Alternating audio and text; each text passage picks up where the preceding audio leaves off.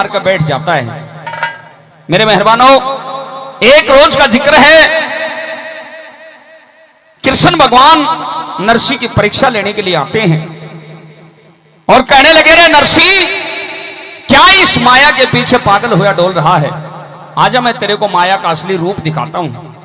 मेरे मेहरबानों, जब कृष्ण भगवान ने नरसी को अपना रूप दिखाया तो नरसी सेठ एक दिन में अपनी 11 करोड़ माया को एक ही दिन में दान कर देता है। लोगों, सोने चांदी, महल हवेली, कोठी बंगले, हीरे मोती जितने भी नरसी सेठ के पास में थे, यहां तक कि तन के वस्त्रों को भी वो नरसी सेठ कृष्ण भगवान के नाम पर दान कर देता है। एक हाथ में भगवान की माला ले ली, शरीर के ऊपर भगवा बाना पहन लिया और गांव से बाहर एक टूटी सी झोपड़ी में अपना गुजारा करने लग जाता है। दिन रात उस भगवान की भक्ति करता है। भक्ति करते करते नरसी के हालात ऐसे हो जाते हैं कि बड़ी बड़ी दाढ़ी हो जाती है, बड़ी बड़ी जटाएं हो जाती हैं, हाथ में माला, एक हाथ में चिमटा, और उस झोपड़ी के अंदर बैठकर उस भगवान की भक्ति में लीन हो जाता है। एक रोज का जिक्र है जहां पर वो हरनंदी लड़की, नरसी सेठ की लड़की थी, हरनंदी की शादी सिरसागढ़ के अंदर की गई थी। मेहरबानों, सिरसागढ़ के अंदर हरनंदी की एक लड़की थी जिसका नाम था रामा। उस रामा की शादी आ जाती है और सासू ननद जेठानी जितनी भी थी वो हरनंदी को ताना मारती है कि जा अपने पिताजी के घर चली जा और वहां पर भात नोत का। अब लोगों, उस बेटी हरनंदी को इस बात का पता था कि मेरा पिताजी तो साधु बन गया है, उसके पास में देने के लिए लेने के लिए कुछ भी नहीं है। हरनंदी इनकार कर देती है। नु बोली, सासू ताने मारे मतना मेरे नाम आ जाया वीर, भात मेरा कौन भरेगा, मेरा बाप बुल बनया फकीर। मेरे पिताजी तो फकीर बन गए हैं, उनके पास में देने के लिए कुछ भी नहीं है। लेकिन सासू ननद जेठानी एक भी बात नहीं सुनती, हरनंदी को धक्का देकर घर से बाहर निकाल देती है।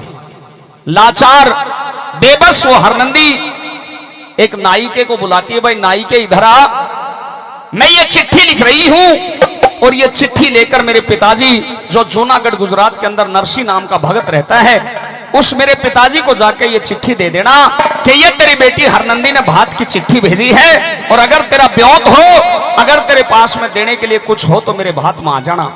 लोगों, वो नायिका वहां से चलता है और जूनागढ़ के अंदर पहुंचता है। वहां पर जाकर आवाज लगाई, भाई कोई नरसी सेठ नाम का इंसान रहता है या नहीं रहता है। गांव वालों ने, शहर वालों ने बताया कि भाई गांव से बाहर चला जा, एक टूटी सी झोपड़ी में अपना गुजारा करता है, वो नरसी सेठ नहीं है, वो नरसी भगत है। वो नायिका वहां पर पहुंचता है। नरसी भगवान की भक्ति में लगा हुआ था। लोगों, नायिका कहने लगा, भाई क्या तुम नरसी भगत हो? कहने लगा, हाँ भाई मैं नरसी भगत हूं। भाई तेरी बेटी हरनंदी ने तेरे नाम से एक चिट्ठी भेजी है। लोगों, जब उस चिट्ठी को वो नरसी सेठ पढ़ता है तो एकदम से आंखों में आंसू आ जाते हैं।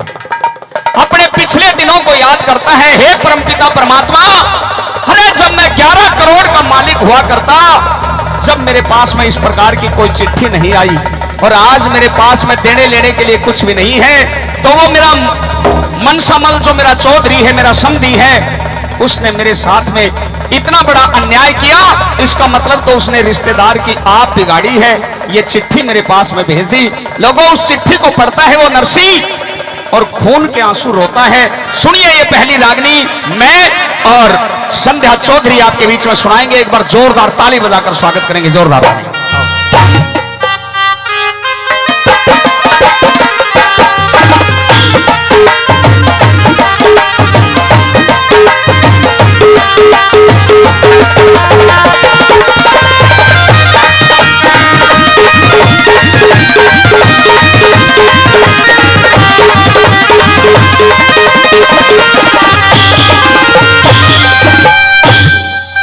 नो बोला भाई चिट्ठी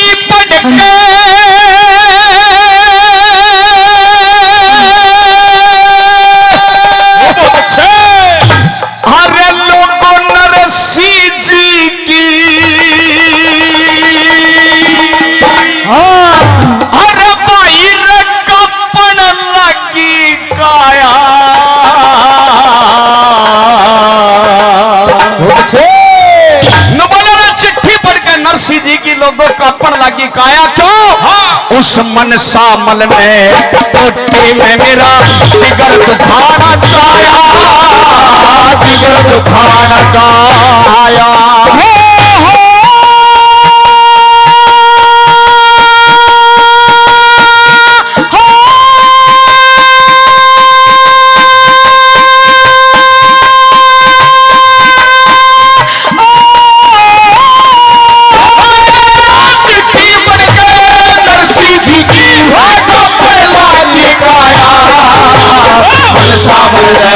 टोटी में मेरा जिगर दुखाना चाया, जिगर दुखाना चाया।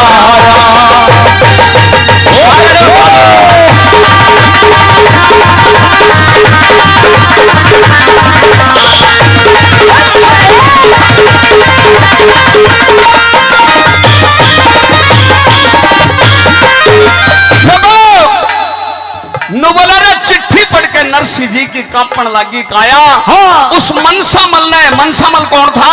हरनंदी का ससुर, नरसिंह सेठ का समधी। नुबला चिट्ठी पढ़ के नरसिंह जी की कांपण लागी काया। मनसामल ने टोटे में मेरा जिगर दुखाना चाया। आज मेरे पास में देने के लिए कुछ भी नहीं है, तो मेरे साथ में ये गद्दारी भरा पैगाम भेजा गया है। मेरी श्रागनी पर 200 रुपए मेरे बहुत अजीज मित्र हैं भाई अशोक बीरनवास जो मांडन के पास में है, वहां से आए हैं। 200 रुपए से आशीर्वाद देते हैं। मैं उनका बहुत बहुत धन्यवाद करता हूं। धन्यवाद लोगों। परम आदरणीय खुशीराम जी तुर्कियावास गांव से 100 रुपए से मेरी इस रागनी को आशीर्वाद देते हैं। मैं उनका बहुत बहुत धन्यवाद करता हूं। अच्छा भाई एक बात बताओ, ये साउंड सिस्टम से आवाज आ रही है, आपको समझ में आ रही है कि नहीं? हाथ उठा के बताओ पीछे तक। मैं बहुत बहुत धन्यवाद करता हूं अपनी भगवान स्वरूपी जनता का। वो नरसिंह सेठ अपने पीछे के दिनों को याद करता है और क्या कहता है पहले नंबर पे, क्या होता है उसका?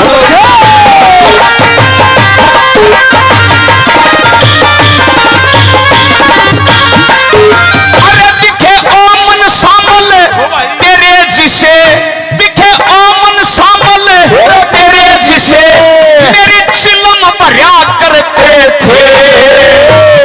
करजे खातर, करजे खातर अपनी पगड़ी मेरे पाया में धरते थे, पाया में धरते। अरे दिखे कई कई नौकर नोट संभाले, कई कई नौकर नोट संभाले, अरे बोरों में भरते थे। तेरे जैसे, तेरे जैसे सेठ पास में मेरा बैठन तय डरते थे, बैठन तय डरते थे।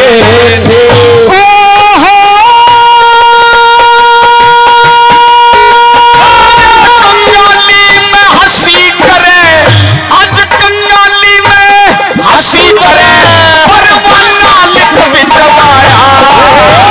मनसामल है टोटी मेरा जिगर दुखाना चाया, जिगर दुखाना चाया।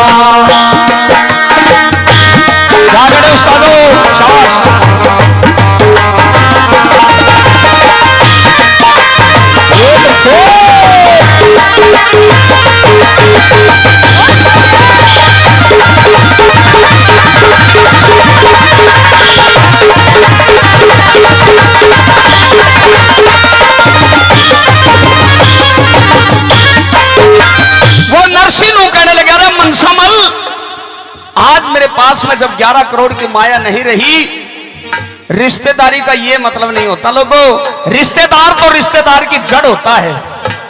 ओ मनसामल तेरे जिसे मेरी चिलम भरा करते थे, कर्जे खातर अपनी पगड़ी मेरे पाया में धरते थे। कई कई नौकर नोट संभाले बोरों में भरते थे, पर तेरे जैसे सेठ पास में बैठन पे डरते थे। आज कंगाली में हंसी करे परवाना लिख भिजवाया। मनसामल ने टोटे में मेरा जिगर दुखाना चाहा। लोगों उस नायिके को नंबर 2 में नरसिंह सेठ क्या कहता है भला गौर करना। क्या बताया उस्तादों?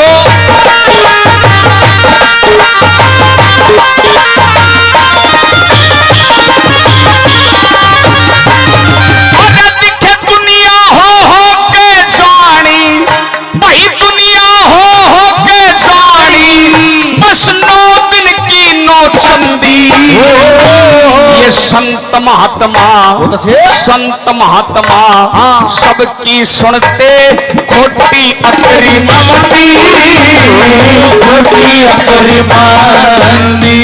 अरे तन के लोभ में पागल हो गया मन शामल मेरा समधी। कह देना मेरी लाडो तैना ख्याल करे हर नबी ख्याल करे हर नबी।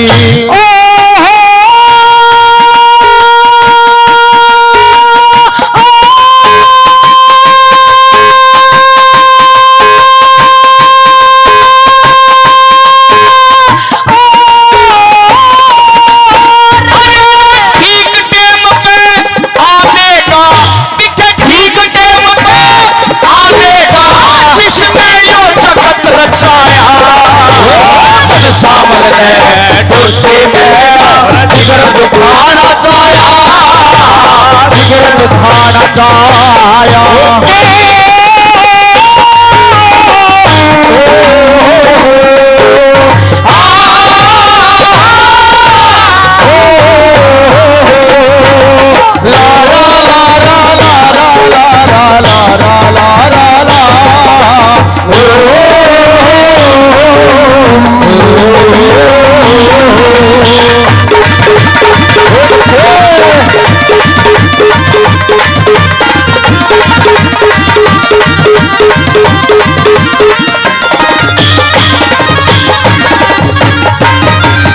मेरे लिए बहुत ही आदरणीय हमारे अंकल जी चौधरी आजाद सिंह बुडाना, काफी नाम पहले दिया, 200 रुपए से और मेरी इस रागनी को सम्मानित कर रहे हैं। धन्यवाद है, बहुत बहुत धन्यवाद। लोगों, हमने इस रागनी की 2 कली आपके बीच में रखी हैं। अगर रागनी और कलाकारों की मेहनत पसंद आ रही हो तो एक बार जोरदार ताली आपकी तरफ से मिलनी चाहिए। भाई मोनू, हो मेरे बहुत पुराने मित्र हैं मोनू भाई, 100 रुपए से वो भी अपने भाइयों का सम्मान कर रहे हैं। मैं भाई मोनू का बहुत बहुत धन्यवाद करता हूं। धन्यवाद। उस नायिके को नरसी सेठ किस तरह से समझाता है भला, सुनिए नंबर 3 में क्या लिख दिया उस्तादो।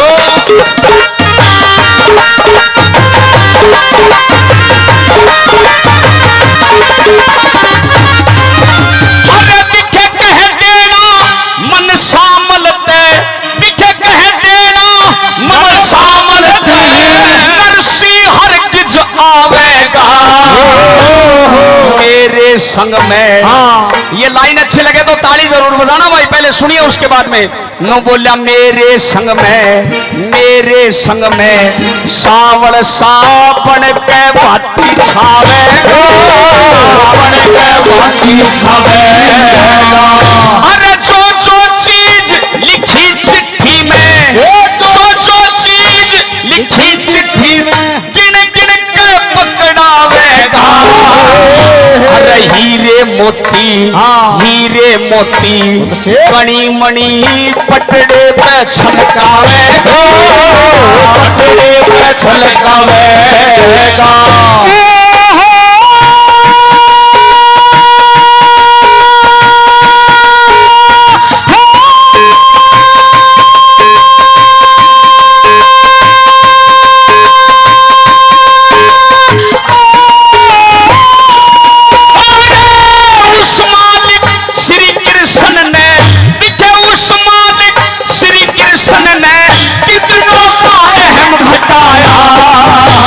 मन सामल में टूटी में जिगर दुखाना चाया, जिगर दुखाना चाया।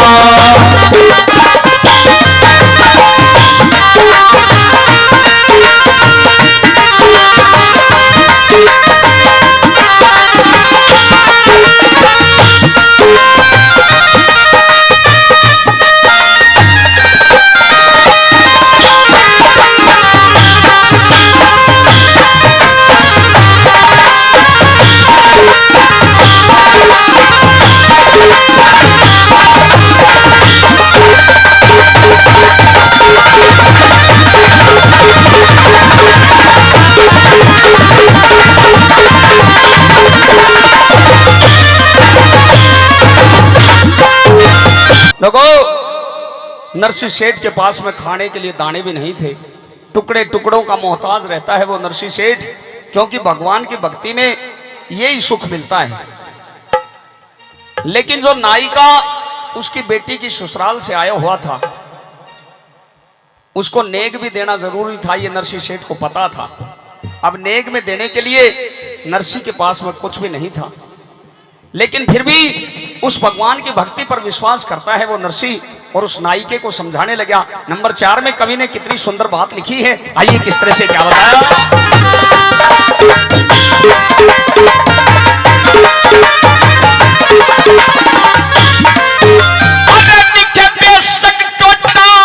घर मेरे दिखे बेशक टोटा, घर मेरे पर तेरा मान बढ़ाऊं। थोड़ी देर ठहर नाई के मैं तोड़ कर बथवा लाऊं। अरे दिखे तेरे आगे हरि नाम का ऐसा भोग लगाऊं। जो बन जागा वो दे दूंगा, नेग तेरा निपटाऊं। नेग तेरा निपटाऊं।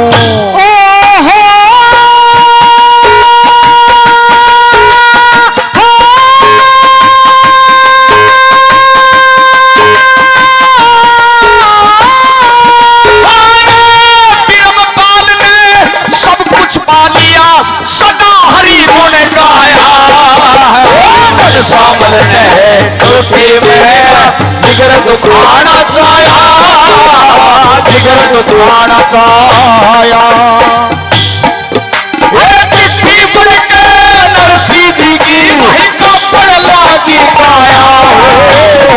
सामल है टूटी में मेरा जिगर दुखाना चाया, जिगर दुखाना चाया।